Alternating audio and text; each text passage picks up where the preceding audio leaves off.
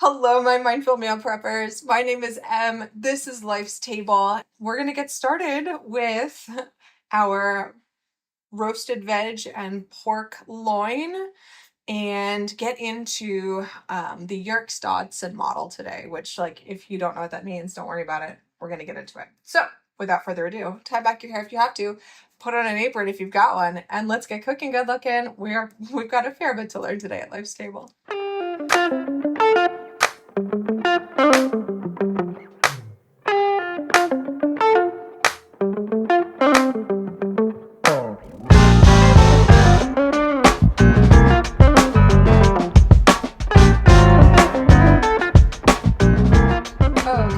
Apron is on. Yay!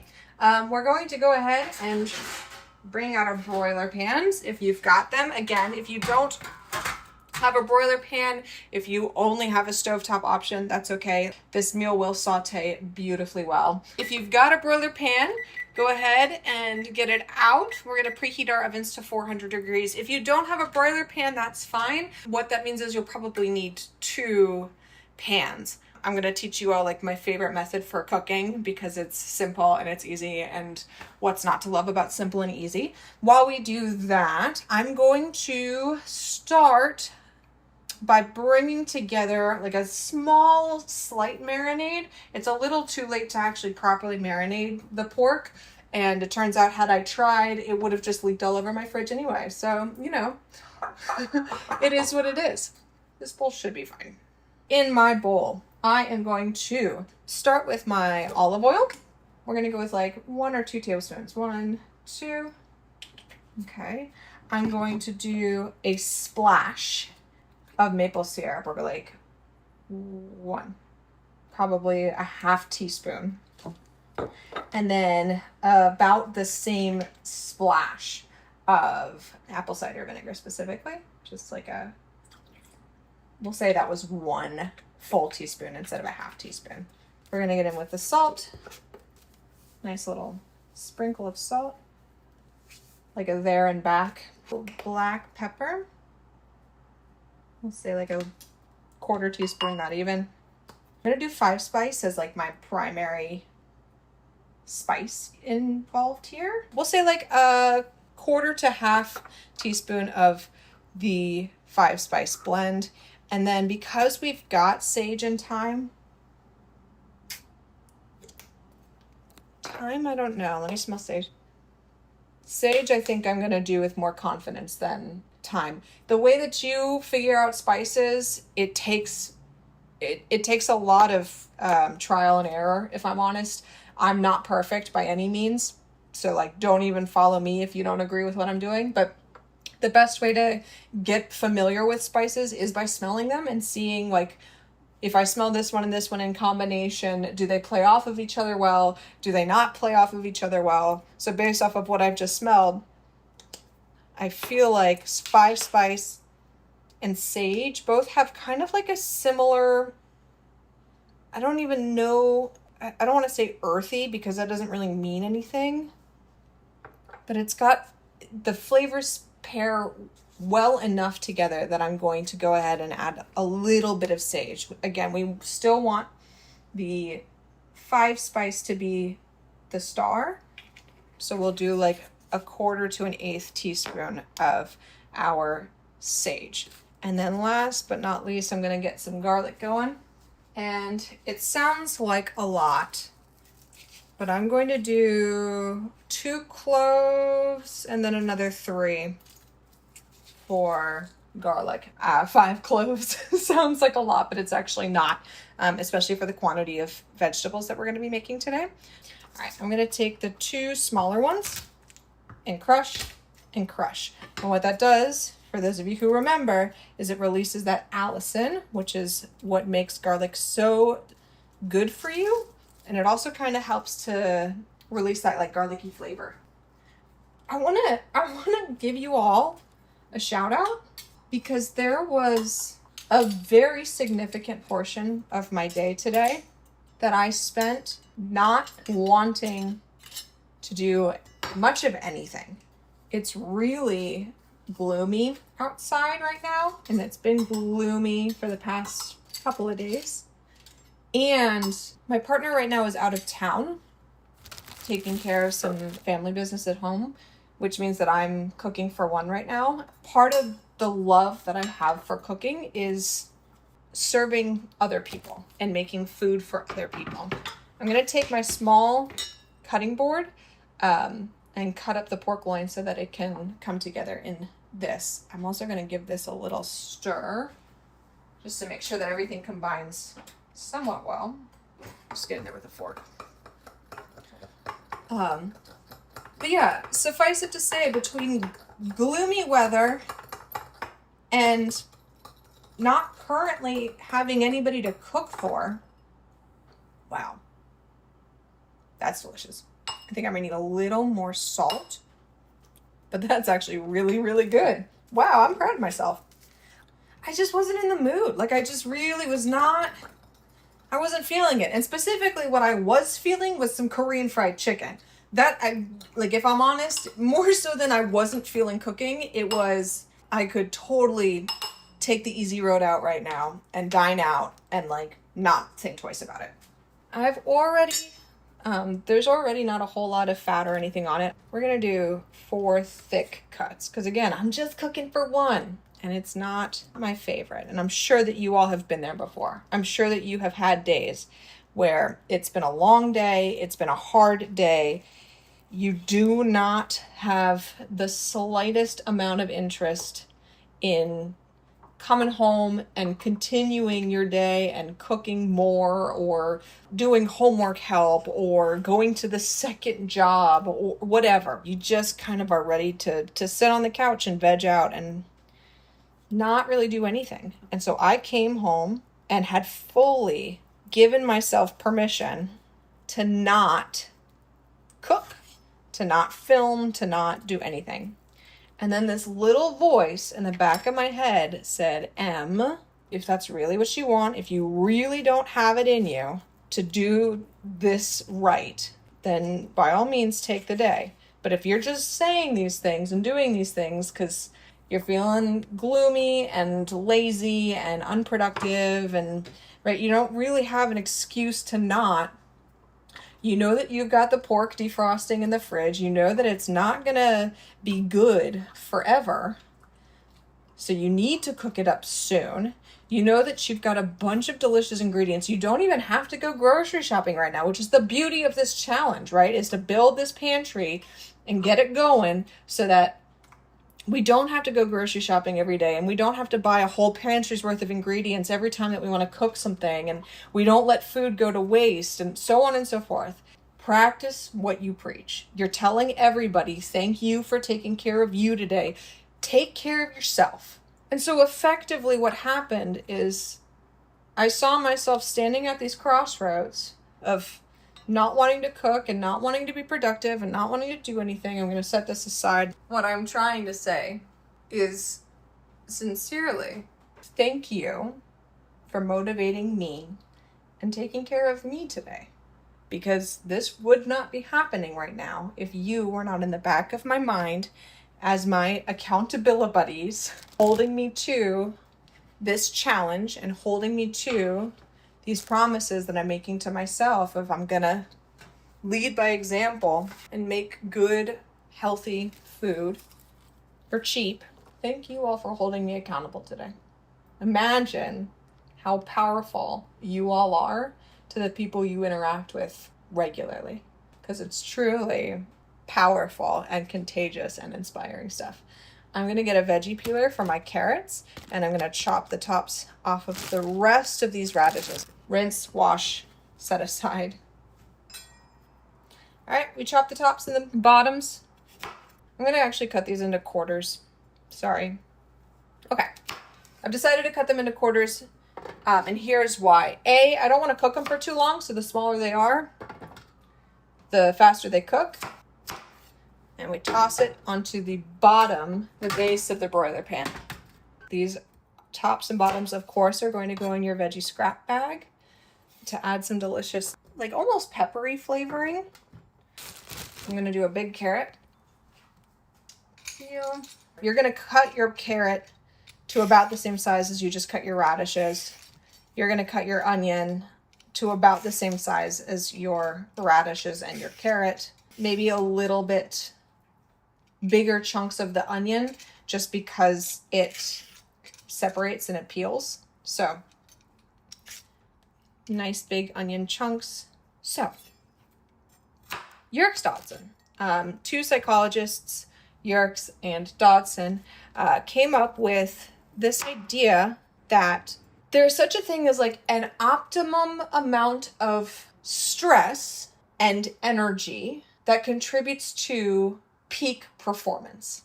And it looked like a bell curve, right? If you think about your graph, right, it did like a one of these. And so what they found is that when there's low stress, low stimulus, low energy in the environment, it leads to underperformance, right? And if you think about it, you've probably experienced this before. I experienced it today, for example. I had a very low stress, low energy kind of day at work today. And what that meant was that I kind of just sat there for hours watching the clock tick by, occasionally getting an email and answering it lightning fast because, oh my gosh, it's something and it's breaking up the monotony of the day. And then we'll do our onion. I'm going to do half of this onion. Cut it in half this way.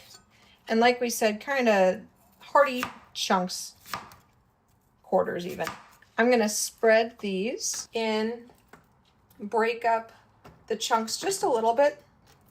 So yeah, I had it today, like just a underperforming kind of a day. And what that does is just drain you, which I think led to, in part, why I was so not in the mood to cook tonight.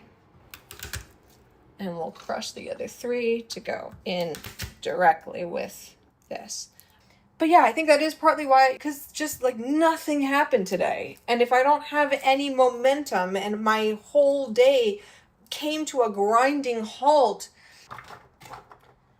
like that was it.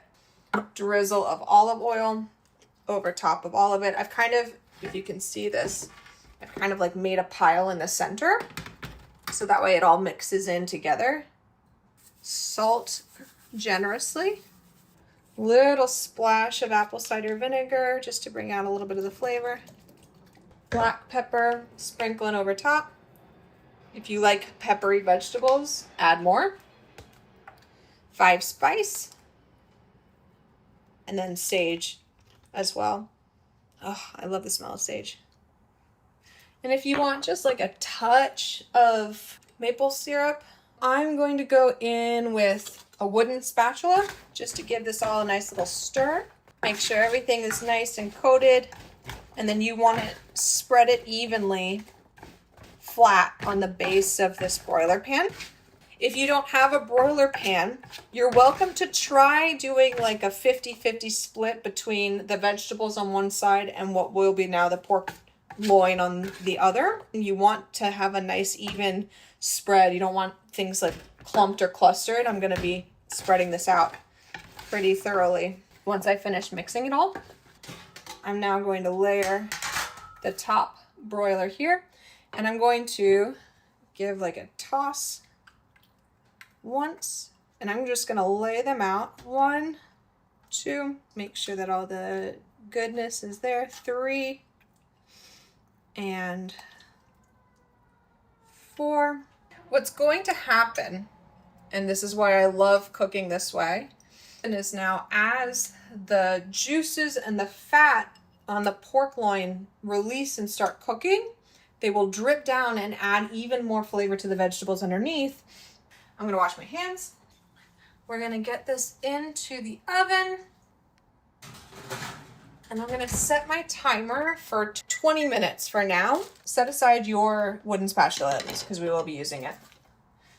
Back to Yerkes Dodson, right? We just talked about underperforming of like, oh my gosh, I just don't feel like doing anything. And it completely like knocked the wind out of my sails, right? I didn't feel like coming home and doing this. I didn't feel like going for a jog, which, by the way, thank you all for motivating me to do a jog. Not only did you all like get me going so that I could do this, I was like, you know what?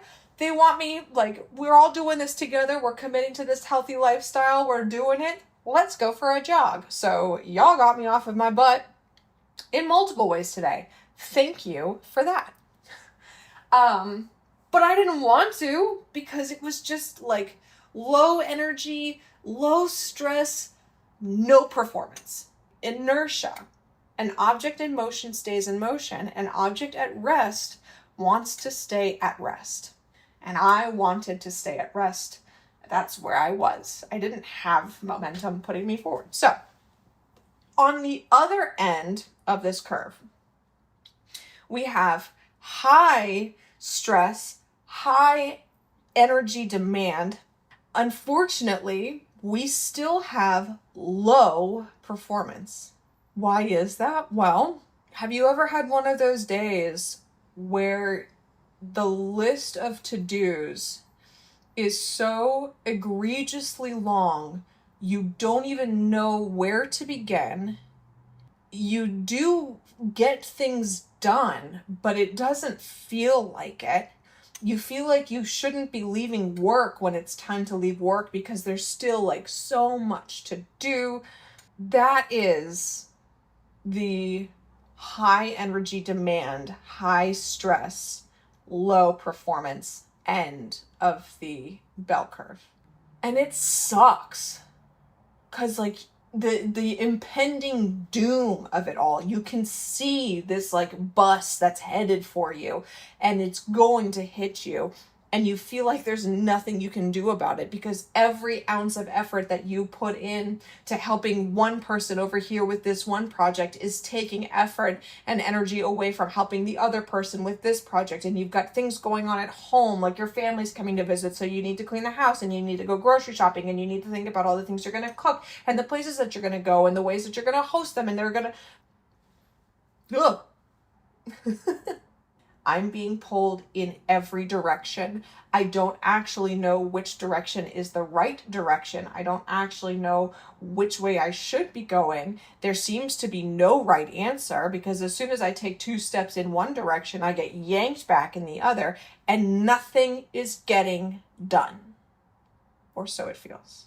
That also contributes to diminished performance. That high stress, chronic stress kind of environment. Not good. So we've got the two ends. So let's talk about the middle.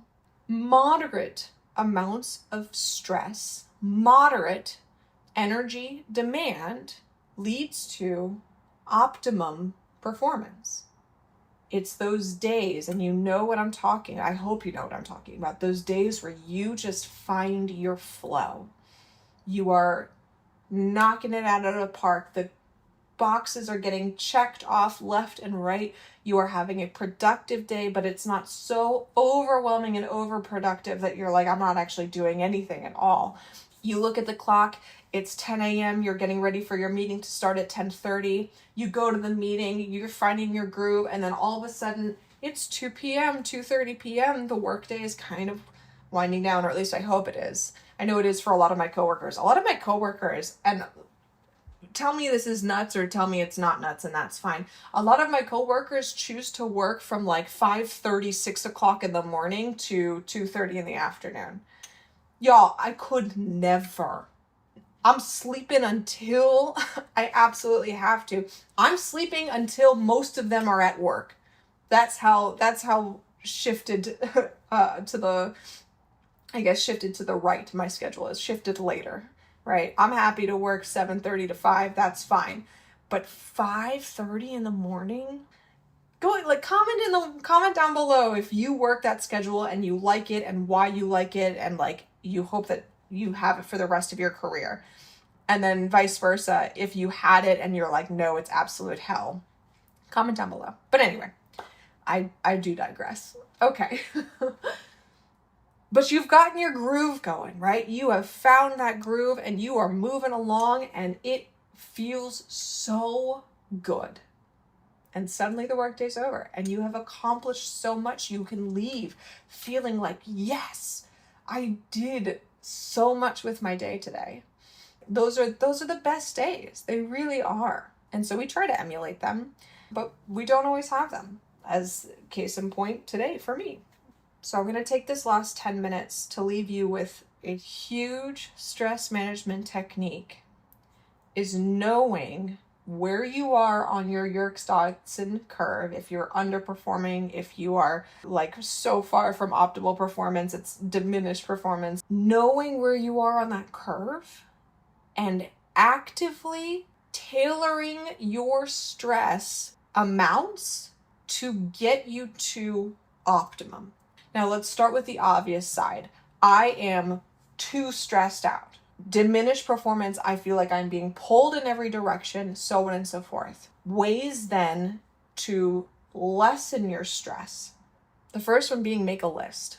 Think about all the directions that you're being pulled in. Stop, take a time out, make a list for yourself.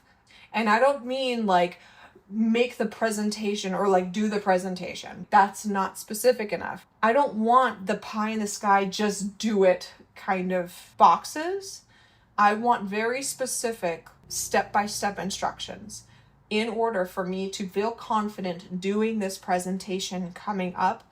I need to finish my slides. I need to write my script. I need to recite it and read through it enough that I feel comfortable with it. I need to hear myself giving the presentation. I need my colleague to bounce ideas off of and have them generate questions that your standard client would ask so that I'm prepared to answer those questions. All of that is what then amounts to do a good presentation, okay? So I want a checklist like that. And then I need you to categorize that checklist by deadline and by significance. Once that list is in front of me and it is categorized by time and by weight, I can now start taking bites. And if I'm honest, when I have come to a grinding halt and I don't know where to turn and I don't know what to do, my brain is happiest when I start with the little things that I want to do. Because normally the things that I want to do will drive my momentum forward to get through some of the things that I don't want to do. If you have other people involved on your team who are saying no, deadline, blah, blah, blah, etc., I want to encourage you to use healthy, assertive, boundary enforcing communication. And what I mean by that is talk to them, have a heart-to-heart. Hey, listen, I know you're really stressed out right now. I know I'm really stressed out right now. I've got a lot on my plate. You've got a lot on your plate. I cannot do all of these things at once. So what can I do to make our lives easier? What am I checking off faster or slower than others? Do not say all of it because that's not helpful. Help me help you.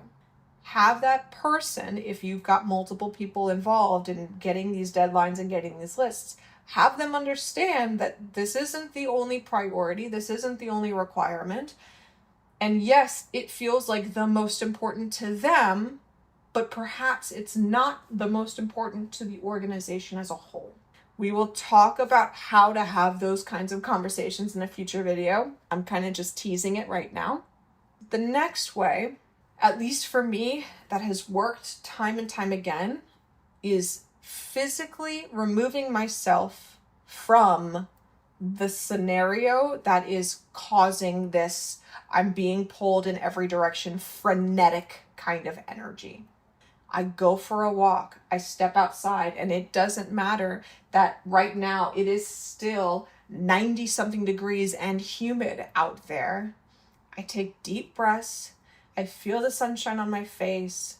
I feel the way that the humidity wraps me up like a blanket. And yeah, sure, it's kind of gross and muggy, but also it's warm and it feels like a hug. Deep breaths.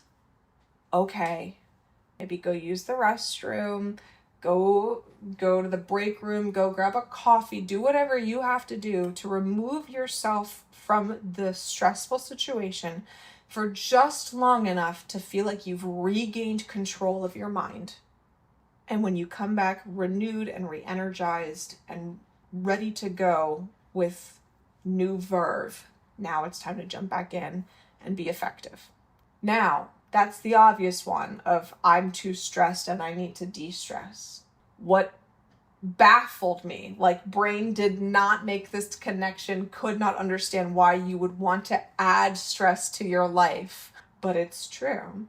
On this other end, when you are underperforming, when there is no energy, no nothing, no stress, no anything contributing to your drive to perform, you need to up your stress levels. It's a baffling concept because, again, for a lot of us, no, stress is bad. You don't want to be stressed. Stress is your enemy. But remember, we're changing that mindset. We're changing that thinking to stress is the challenge. Stress is the opportunity to prove myself. If I don't have that, if I don't have any opportunities to prove myself, then how do I know my worth? I'm just sitting here feeling worthless. Does that mean you need to go from 0 to 60 and like pick a fight with a coworker for no reason? No.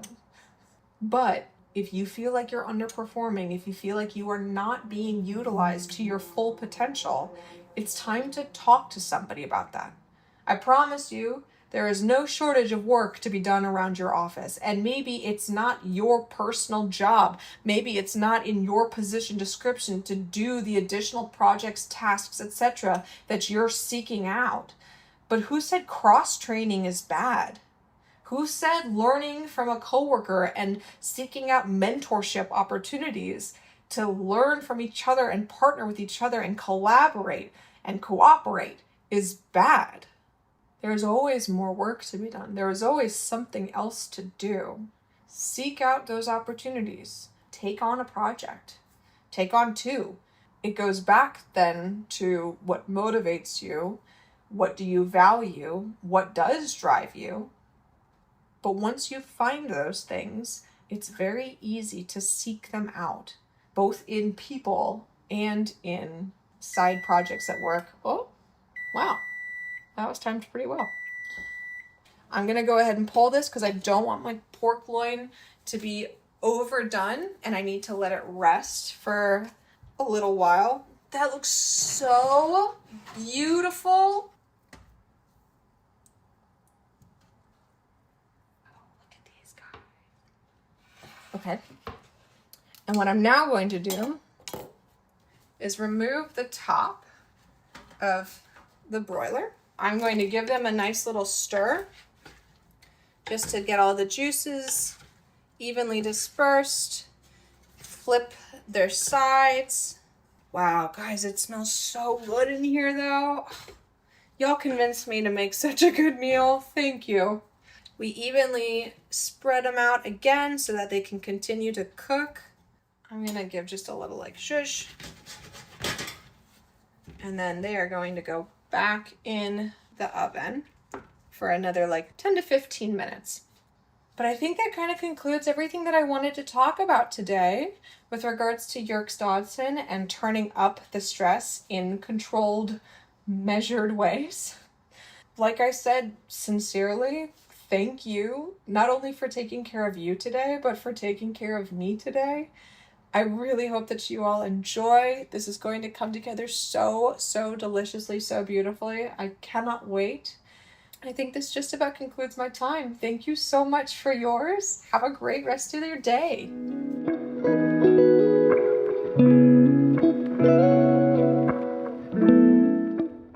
Okay, you can't even see the dish in front of me, but it looks so stinking good. Beep. This is Beep. This is my baby boy. Nice kisses, sweet Beep. Here we go. Bon appetit. Oh my God. I am very, very proud of this. And this wouldn't have happened, again, had you all not motivated me to keep going. So thank you all for that. Thank you for taking care of you today. Thank you for taking care of me today. I do hope that you enjoy this as much as I do. Bon appetit. I'll see you in the next one.